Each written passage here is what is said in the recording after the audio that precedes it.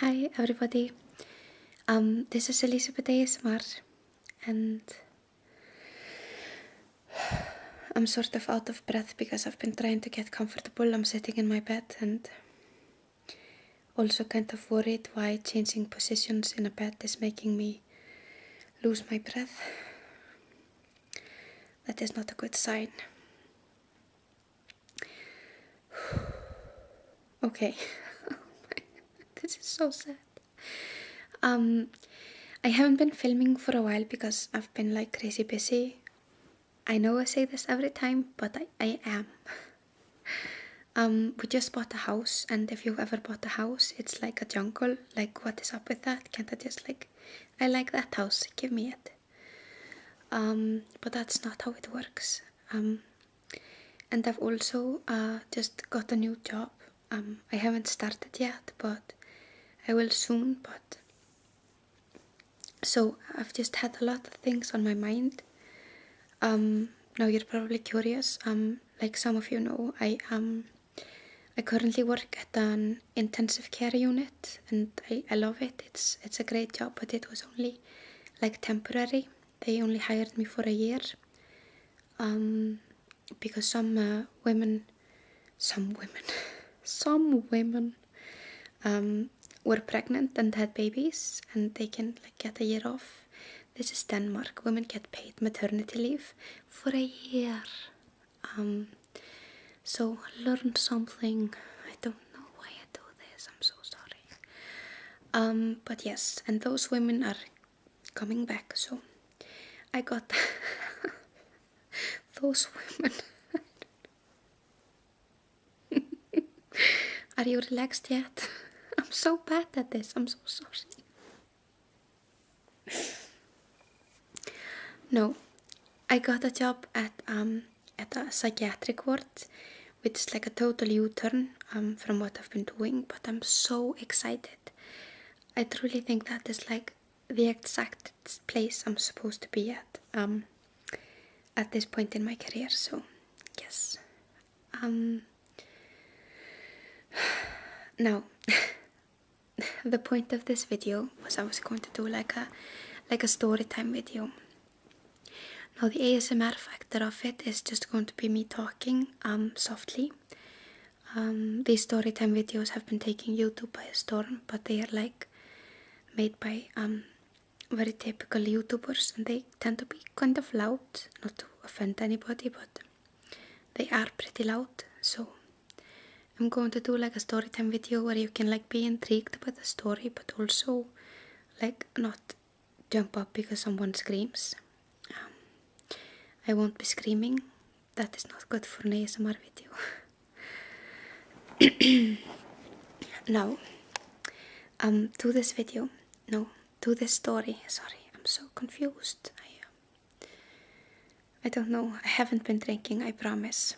So, I was 17 and I was living in Iceland. And in Iceland, you have to be 20 to buy alcohol. Now, I started drinking way before I was 20 years old. I'm not saying that you should drink before it's legal in your country, but I'm also saying that believing that teenagers are first going to drink when they are 20 or 21 is kind of unrealistic.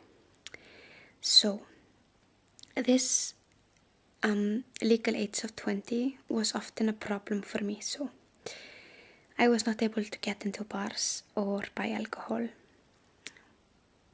We, and when I say we, I mean me and my friends, we had to have someone buy it for us or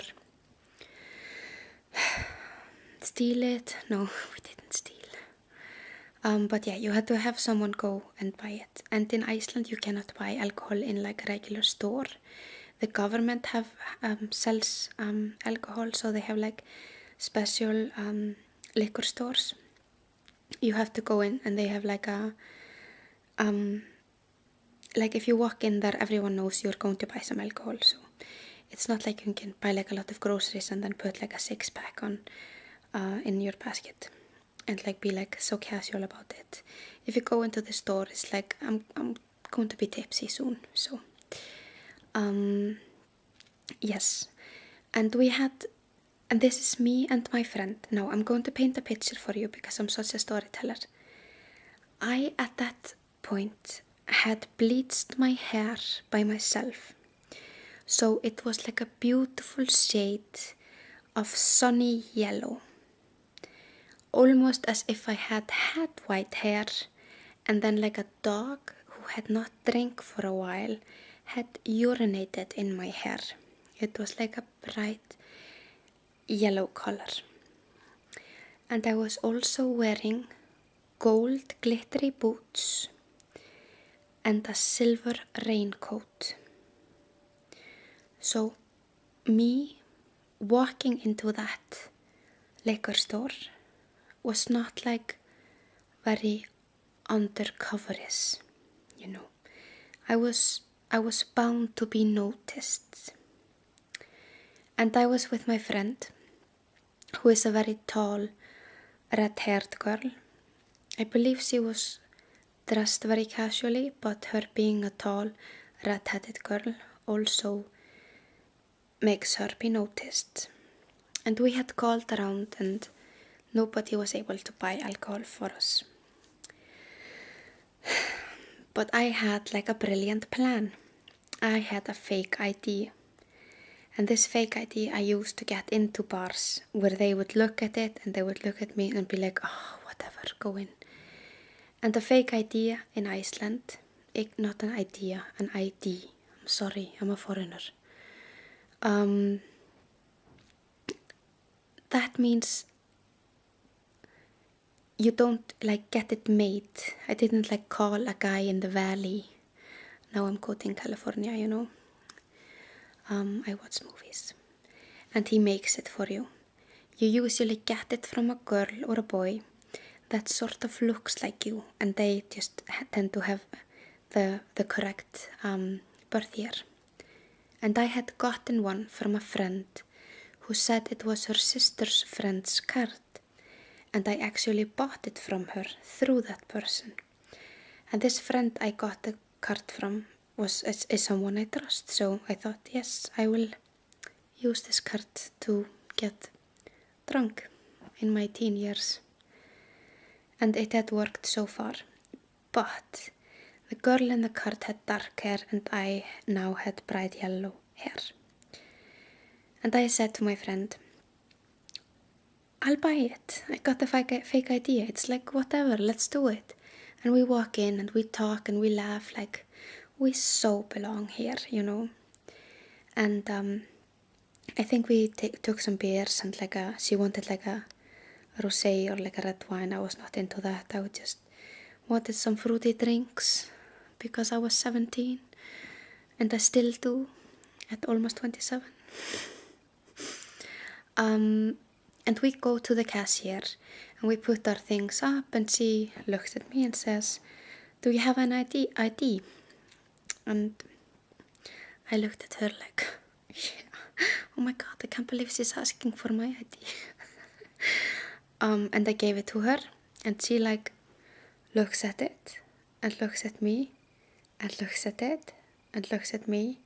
And then she says, can you guys wait here? And then she goes in the back. And my friend, the tall red-headed chick, she was like, Elisabeth, let's go. We'll go now. And I'm like, no, relax. That's what they expect us to do. We'll just play this all the way out. And I'm going to like say, that is me. What are you talking about? I just colored my hair and I lost some weight, whatever. And then she came back with a colleague of hers. And that colleague came up to me and she held the card like to her face and she said, are you saying this is you? And I was like, yeah, that's me. And then she said, no, that's me. Boom. So the girl's ID I was using worked at the liquor store. So it was game over. I was not able to talk my way out of that one.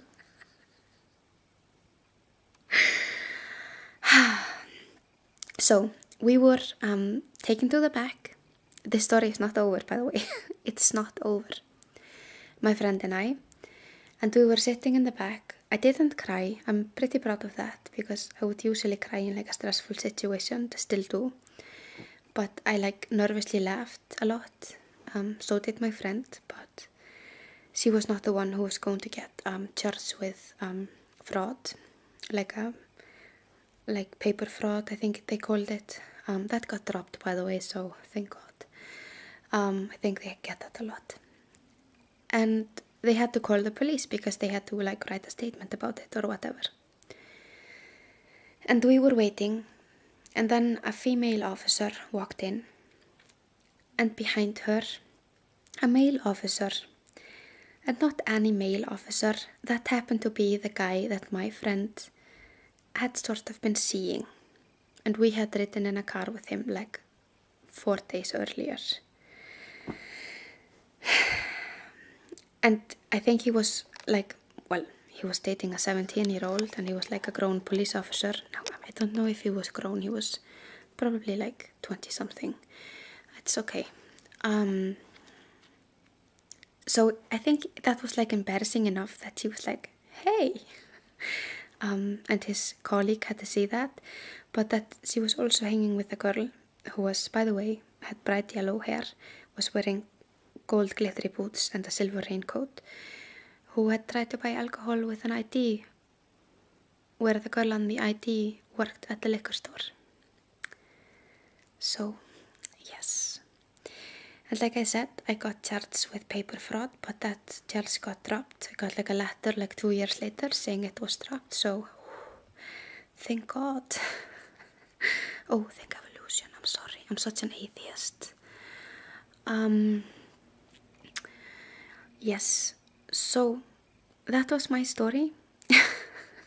I've got many more if you like these. I'm not quite sure if this is relaxing. I say this at every video, I don't know. But I like hearing people tell stories about silly things, and I have a lot more. The next one is going to be very good. It's about my 3rd date with my husband, where I did something very embarrassing. Ooh, get excited. But anyways, I hope you're all doing great, and I will see you all soon, I hope, if I'm not too busy.